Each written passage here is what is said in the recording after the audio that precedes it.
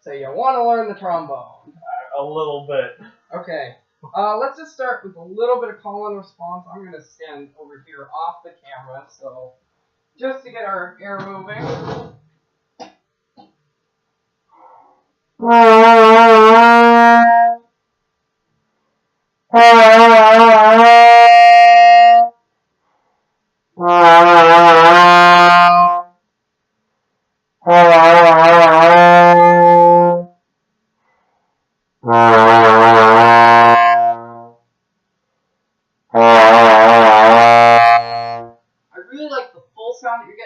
We're going to do this between second and third position together now. Okay. Let's try and refine it in just a little bit. Try and think about mezzo piano.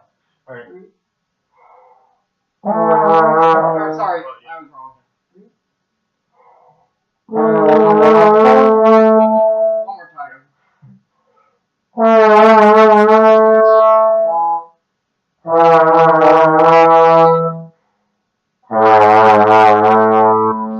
Third position.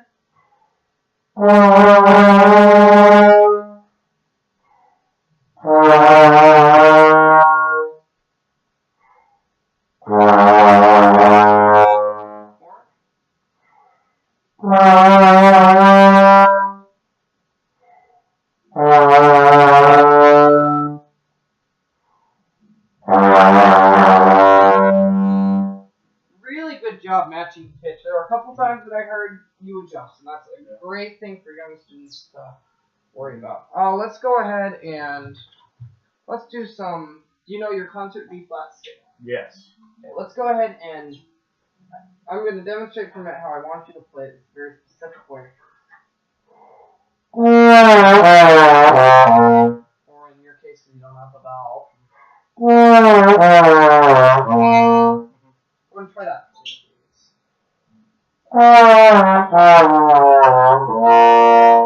Try and do it without such a big break between the G and the F. Okay.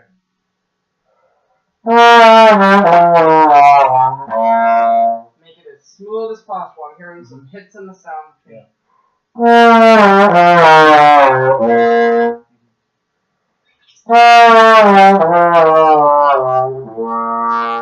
Good. I'm gonna critique your general setup on the horn is quite good. Mm-hmm.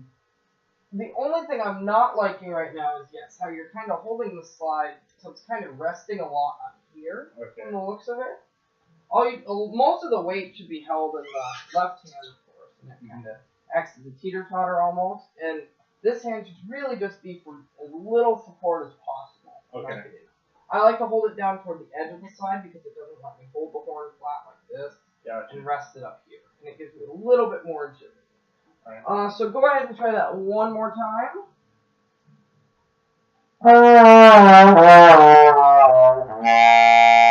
Start at the top and stop when you get up to E flat.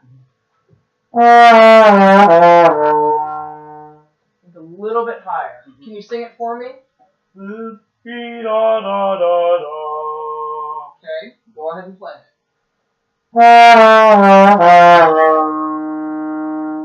One more time playing. You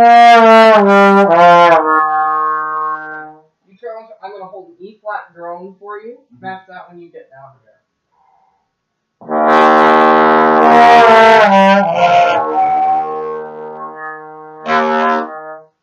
There we go.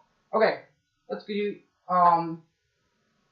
Let's try a couple air patterns and see if we can get this to be even fuller than it is. Okay. Okay.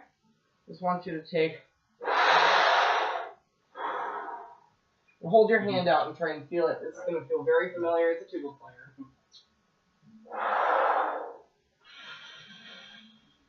Try and think of less resistance. Really easy. I'm still hearing kind of a fogging up the window. Think of it more as like you're blowing a pinwheel, like you're trying to blow this book out of my hand.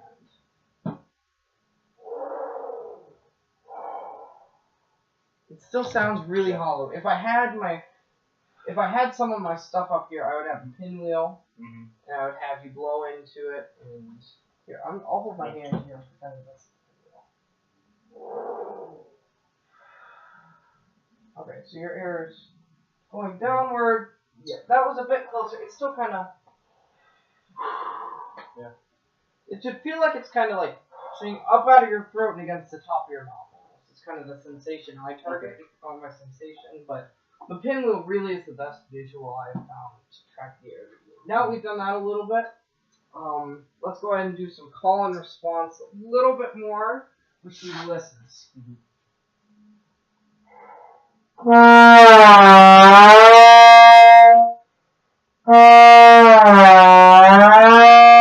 Listen again.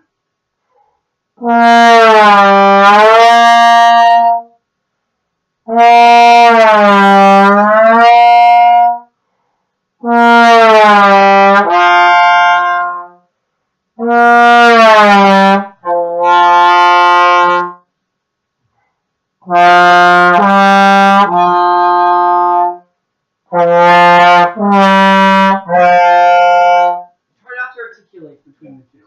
Just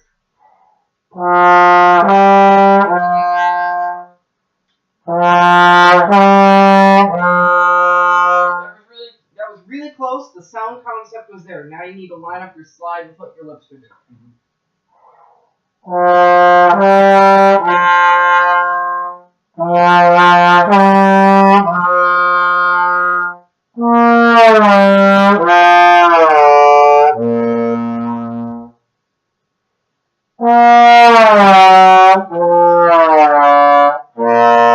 I'm still hearing some really big gaps between those. Listen really closely.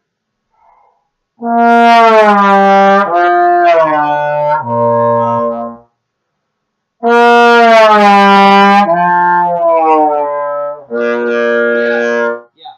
And now you just need to work for your next step on an exercise like that would be lining up the slide and what your, I guess, embouchure is doing, or don't actually think of it as embouchure change, what your air is doing and what you're hearing in your head. Let's go ahead and let's work on some legato tonguing because that's one of the most difficult things for trombonists or non-trombonists to do and people starting because this is the only instrument that doesn't have buttons. Yeah.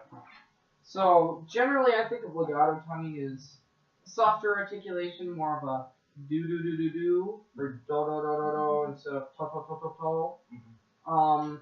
I've heard of, although it really will depend on what works for your student. The same thing doesn't work. I went back and forth a gazillion times on what I like to use. I even for small periods use like a nu, which I think is good to an extent. No, do, because it's even less forceful in a way, but it can lead to people's tongues. Imagine this is like the teeth here up to the top of the mouth, but it'll kind of do one of those things. And it'll just kind of like glide along it, and that can create other issues. Yeah. That's why I don't use that as my first option. Okay. Just so I'm gonna do some articulation patterns, just on a constant B flat, and I want you to back all of that.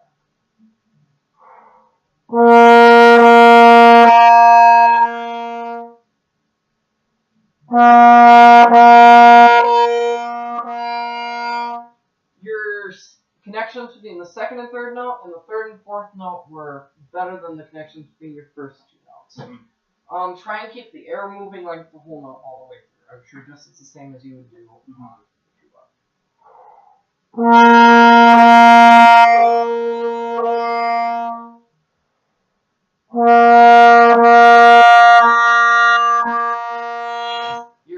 The ones between the second and third were really good. Now let's try to retain the sound quality that we had. It won't sound quite as large as me because I'm on a larger bore instrument, but we can still get for a little bit more fullness than we got on that one.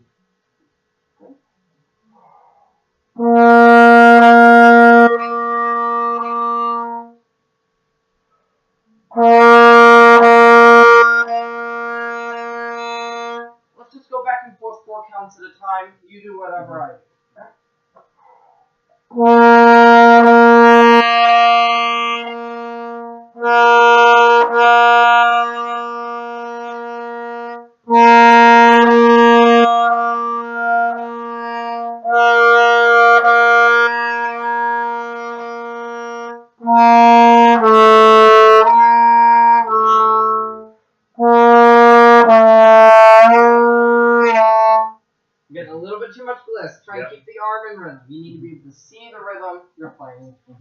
terrible analogy here, but basically what my teacher was telling me is if someone was deaf and sitting in the front row of a concert you were putting on, they should be able to transcribe what you were playing based off of your arm. Okay. Assuming they knew like the trombone positions. Yeah. Or at least transcribe the rhythm of what you were playing. Now, there is a difference between feeling the rhythm and playing in rhythm and the slide being jerky. Because we do not want that. If you ever see students going like where it kind of gets punchy and you see a lot of slide going out and then back in, try and encourage students to hit the targets right on the nose. Yeah,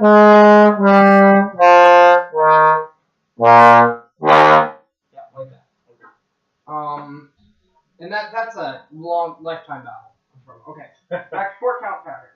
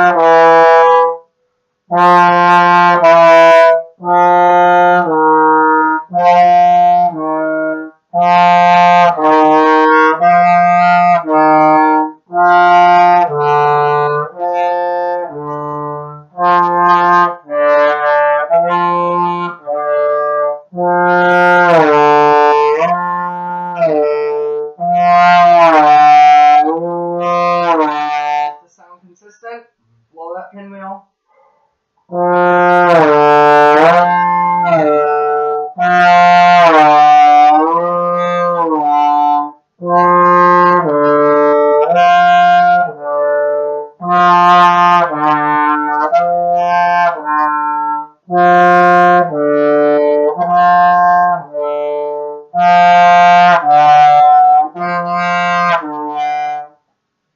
Still sounding a little bit unsteady, but I hear improvement in the articulation, which is really good.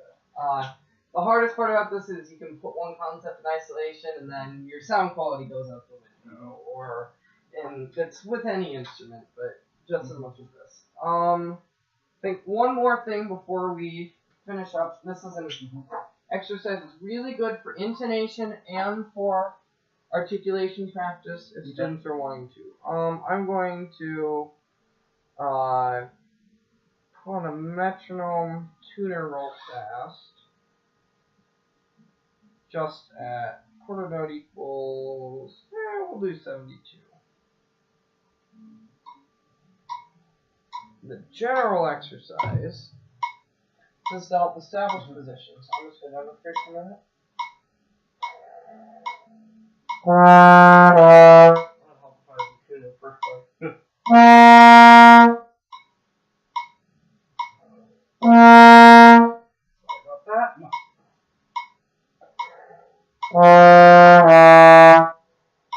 Sorry.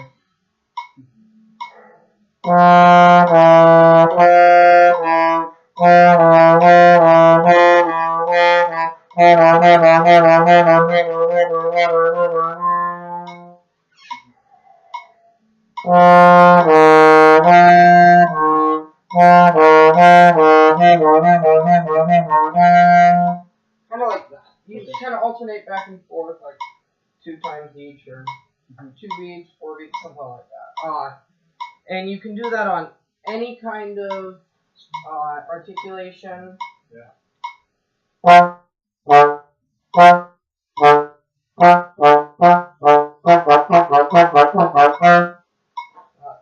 Really bad, but you could get for younger students, there's a really good job, especially if they have a tuner, for training positions. Yeah.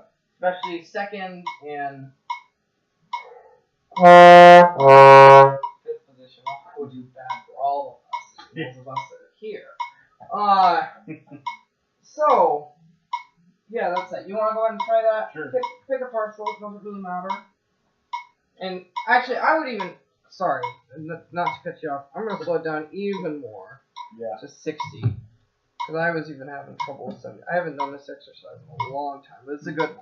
Yeah.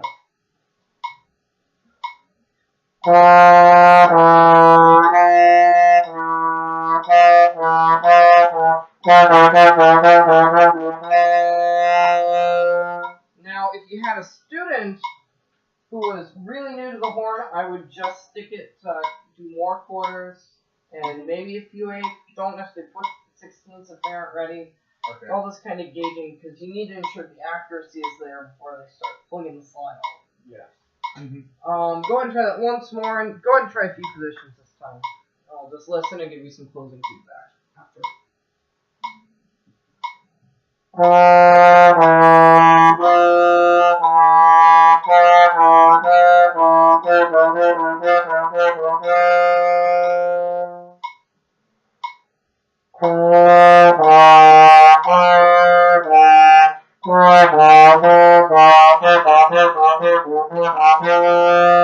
Next one, list. Keep the sound nice and big.